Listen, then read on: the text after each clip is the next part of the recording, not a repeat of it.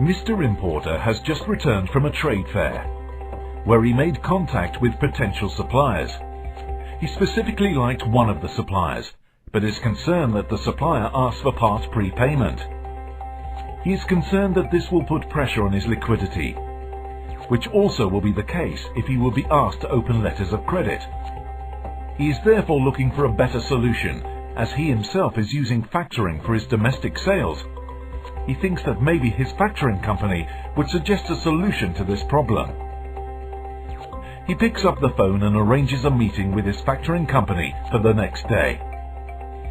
When the factoring representative shows up, Mr. Importer tells her that he found a new potential supplier, but the supplier is demanding 30% prepayment.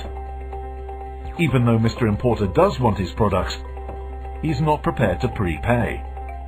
Ms. Import Factor tells him that maybe international factoring can help. Mr. Importer thinks this sounds interesting.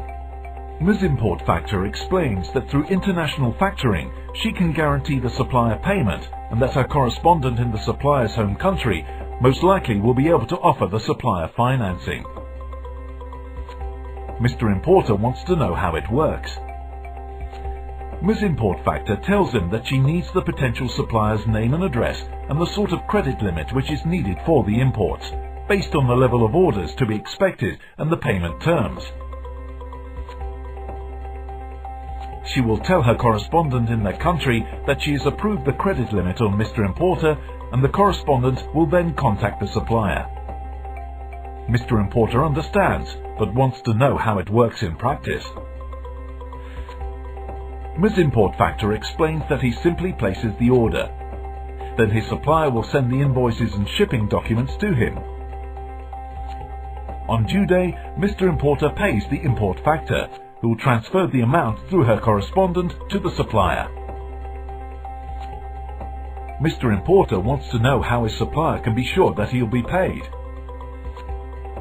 Ms. Import Factor explains that if Mr. Importer does not pay, and does not have a valid dispute on the goods, Ms. Import Factor will have to pay, provided the amount outstanding is no more than the credit limit.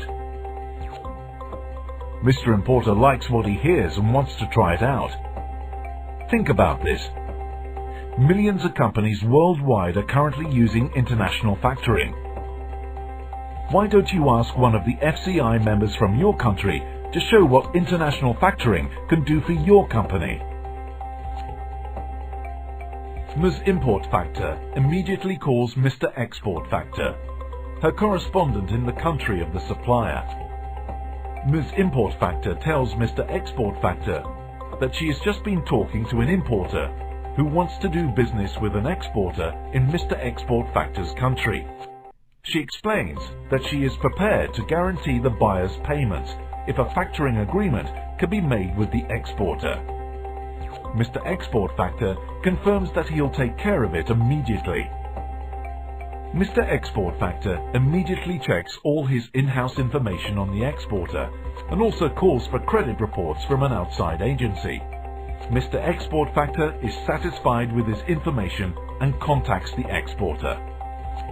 The exporter understands the benefits of international factoring, that he, instead of 30% prepayment, will have a guarantee for the whole amount, that collection service is included, that he can have 80% pre-financing, that the agreement can cover all his exports. When the contract is signed and the credit limits approved, this is how it works. 1. Exporter sends goods and invoice to importer. 2. Exporter sends copy of invoice to Export Factor. 3. Export Factor pays exporter 80% of the invoice amount. 4. Export Factor transmits invoice data to Import Factor. 5. Import Factor collects payment from importer. 6. The remaining 20% is paid to exporter. Now what about your company? How can it profit by working with international factoring? Find out today by calling one of the FCI members in your country.